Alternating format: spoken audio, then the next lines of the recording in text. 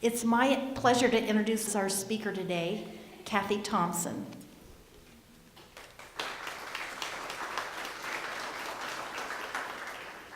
Okay, my name is Kathy Thompson. Can you hear me okay? Yeah? Okay.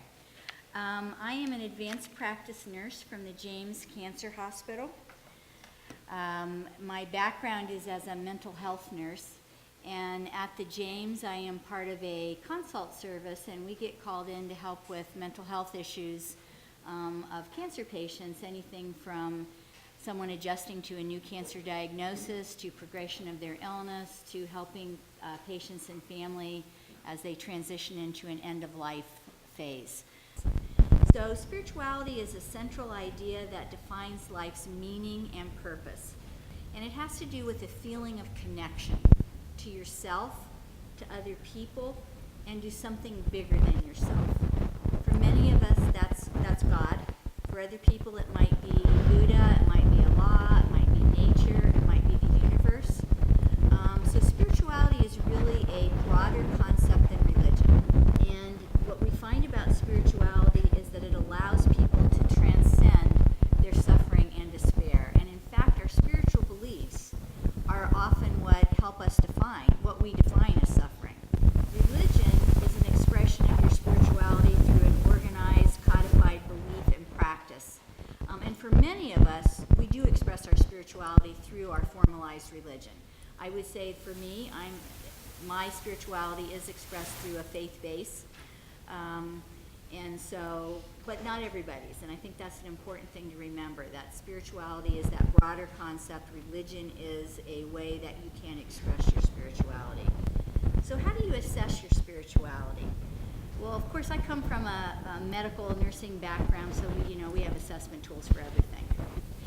But a lot of the tools that we have are also things that you can use personally. So this is one I'm going to share with you that I think is a good way for an individual. It's something I might use with patients, but it's also something as individuals we can assess our own spirituality. So the acronym is SPIRIT, and it stands for, the S stands for spiritual belief system, the P stands for personal spirituality, the I stands for integration with a spiritual community. The R stands for ritualized practices and restrictions. The second I stands for implications related to your health care. And the T stands for terminal events planning. So I'm going to go through these in a little more depth, and I hope as I'm talking about these, you will think about personally. Either jot down what your thoughts are about this for your own personal spirituality, or just think about it if you don't want to write it down. So in terms of spiritual belief system, do you have a spiritual life that is important to you? Do you have a formal religious affiliation? And what is your clearest sense of the meaning of your life at this time? So anytime someone is talking about the meaning of their life or the purpose of their life, they're generally talking about spirituality. And so meaning of life is very closely connected to spirituality. And of course, the meaning of our life can change over time, but just think about what is your clearest sense of meaning of life right now. And I know as a cancer survivor, that is something with each of my diagnoses, and I would imagine with all of you when you have a family member diagnosed with Alzheimer's, family member and you as family members may really be thinking about, what does this mean? Why did this happen? And those are all spiritual kinds of questions. Personal spirituality, what are you, when you are afraid or in pain, how do you find comfort?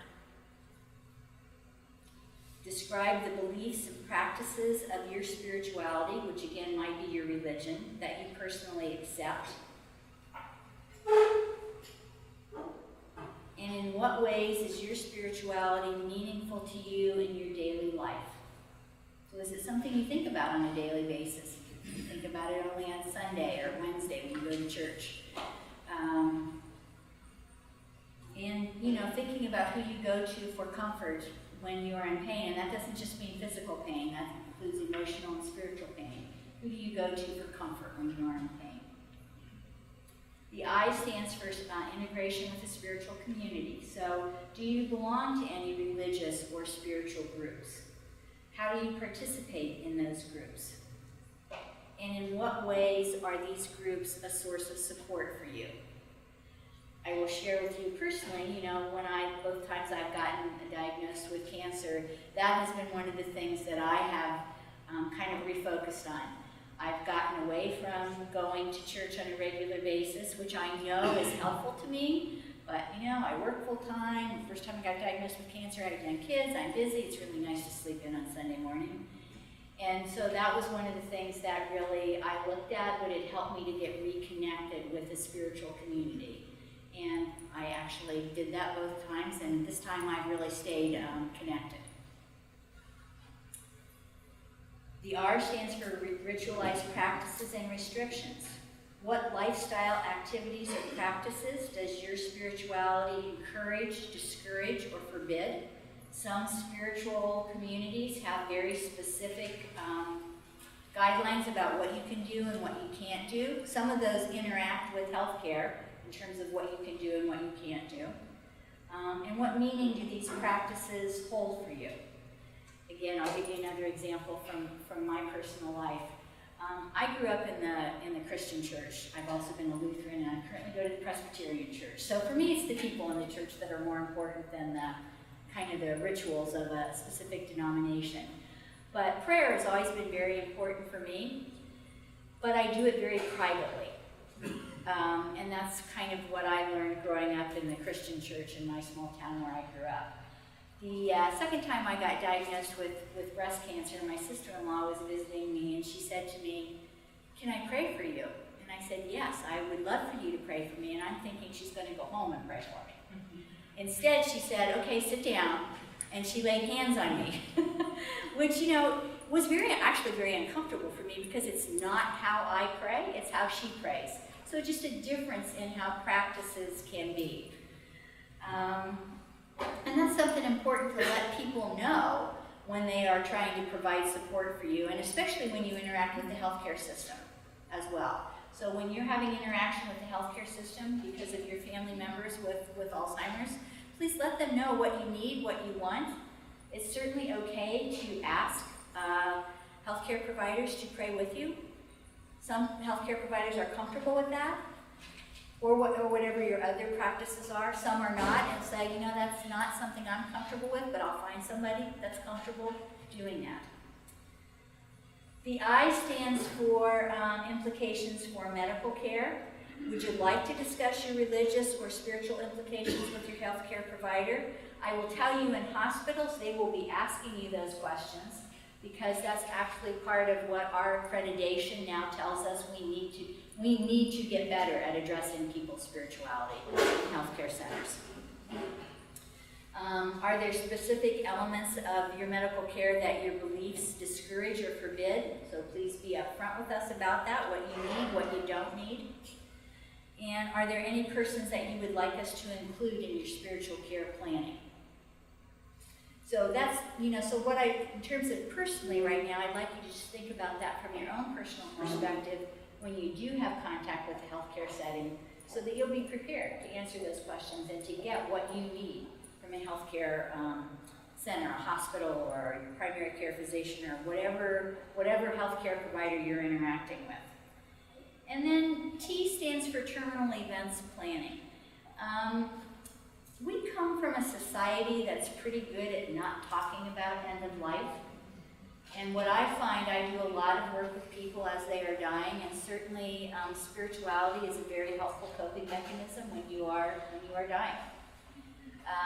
But I think most of us have not thought much about it, especially the younger you are. I think when you get older, you may start thinking about it more. I'm in my 60s.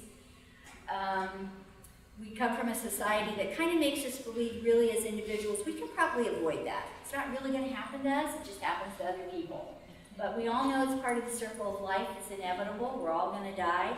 And so thinking about that ahead of time, and what impact your spirituality is going to have on that, and what's going to be important to you in terms of your spirituality as you reach the end times of your life, whether you're thinking years down the road or 6 months down the road. So I just encourage you to think about that, And so I'm going to ask you a question at this point. How many of you have your advanced directives done? Right. Your healthcare power of attorney? Good. I've got mine in my bag that I need to have notarized. I find as a cancer survivor, every time I bring this up to my kids, who are all adults, their first thought is, what's the matter? You're not telling me something. Something else has happened, so I've been avoiding doing it. But that's a good thing to do in terms of terminal events planning. And I think your spirituality has a big effect on what you want and what you don't want at end of life. So spiritual pain or distress, people can be in spiritual pain. Some of you may have experienced that. Some of you may be experiencing that right now as you go through some tough periods in your life. And so words that signal spiritual pain or spiritual distress include if you are feeling alienated from other people in your life, from your spiritual support system, from whatever your higher power is. I sometimes have patients tell me they feel like God has forsaken them because of everything they are going through. If you are feeling lonely and not connected to other people, that can be an indication of spiritual distress. If you're feeling despair, if you are really questioning the meaning of your life and not able to find the answer to that, what is the meaning of life right now?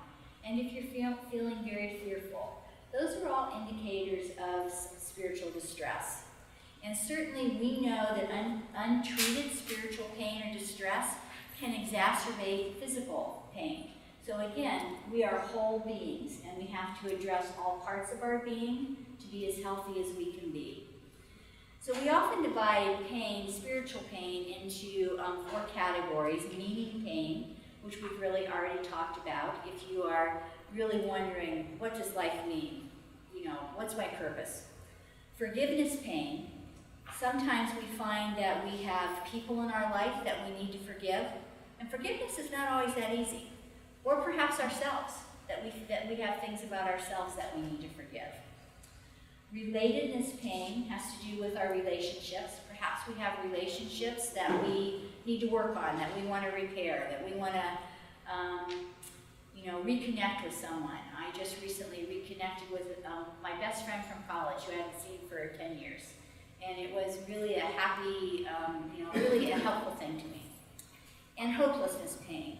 And this would be one thing I would want to point out to you. If you are having feelings of hopelessness, or you know anybody that's having feelings of hopelessness, which indicates spiritual distress, but it can also indicate problems with depression and other things, please reach out to someone right away if you are having feelings of hopelessness, whether it be a healthcare provider, a family or a member or close friend, your spiritual leader. If you are feeling hopeless, please reach out to someone. Suffering, something we all want to try to avoid. None of us likes to suffer. And suffering is really defined by our spiritual feelings and our spiritual beliefs. Viktor Frankl, a philosopher, he says the true root of suffering is the loss of meaning and purpose in life. So again, we get back to that meaning pain.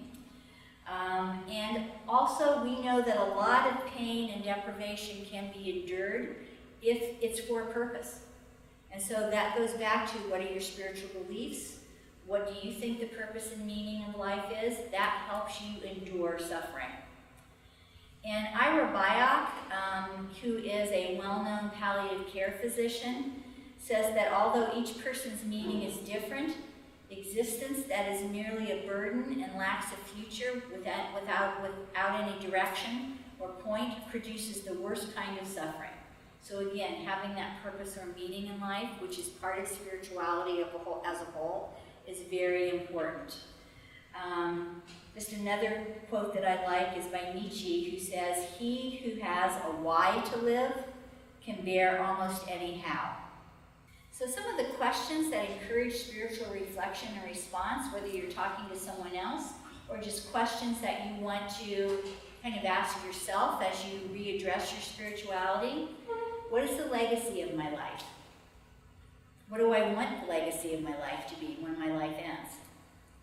What do you still want to accomplish in your life?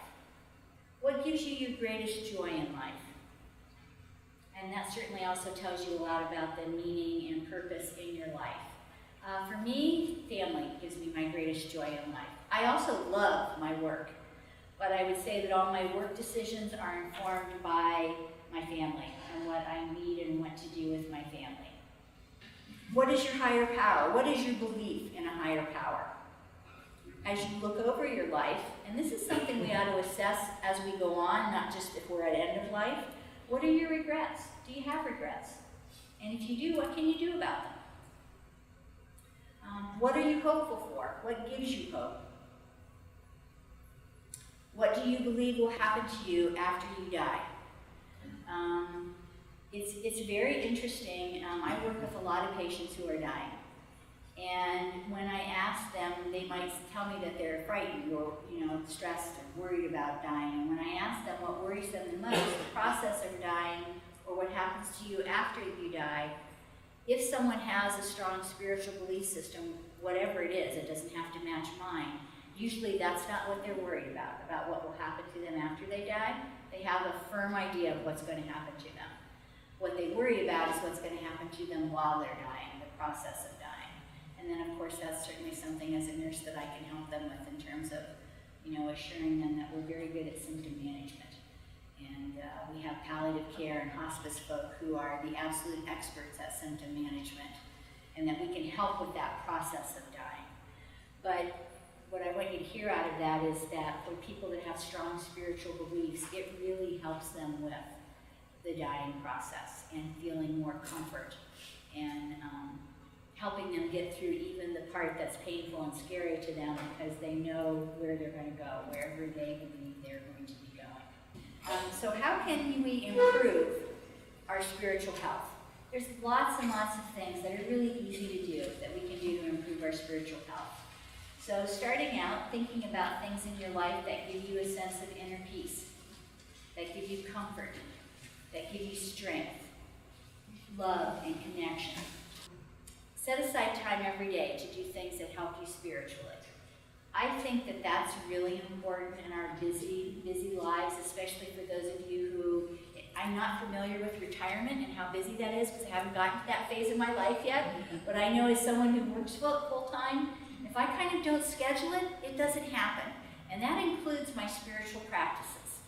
So some of these things might be including community service, volunteer work, prayer, meditation, devotional singing, reading inspirational books, nature walks, quiet time for thinking, yoga, playing a sport can be very spiritual for some people. I'm not very good at sports, so it's not that spiritual for me. Or attending religious services. So for some of the things that I do are prayer. And it's maybe sad that I feel like I need to schedule prayer, but I have a certain time of day where I make sure that I do it every day because I might not do it if I don't do that. Some days I pray frequently during the day, but I always know that at bedtime I am going to be spending some time on prayer, and I want to do that every single day because that's important for my spiritual life. Other things you can do to enhance your spiritual health is strengthen your relationship, obviously, with your higher power, if you feel that that needs strengthening. Reflect on and be thankful for all that has been given to you. That also is part of my daily ritual that at the end of the day, I usually kind of, and this sounds a little cliche, but count my blessings. And certainly working where I work, that's pretty easy for me to do because I see a lot of people that are going through some really, really hard times.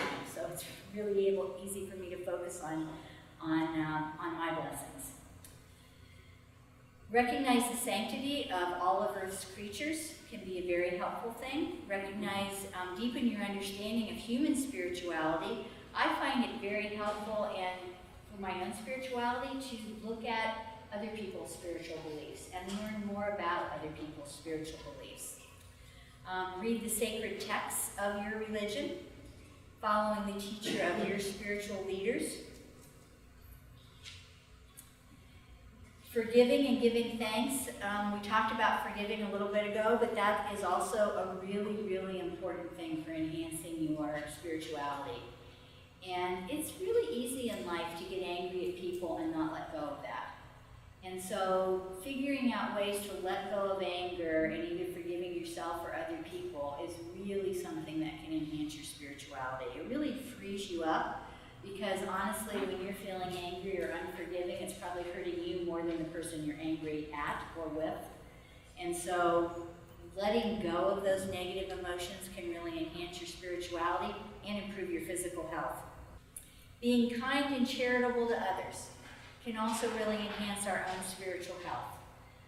Being tolerant and understanding of other religions and other views of spirituality, practicing charity at home, obeying the important spiritual codes of whatever your spirituality is, and dispensing goodwill towards humankind, which is actually a theme in most religious and spiritual beliefs. And simple things like smiling at people. I can't tell you the number of people in the hospital who tell me, thank you for smiling. Or you're the first person I've seen smile today. Or one of the things, I work at Ohio State. It's a big place and big buildings all connected, and people are always lost. So when I see people in the hallway who look a little confused, I always stop and say, can I help you? And just that simple reaching out can have a huge impact on somebody's day and on their life. And that's a spiritual practice. All right,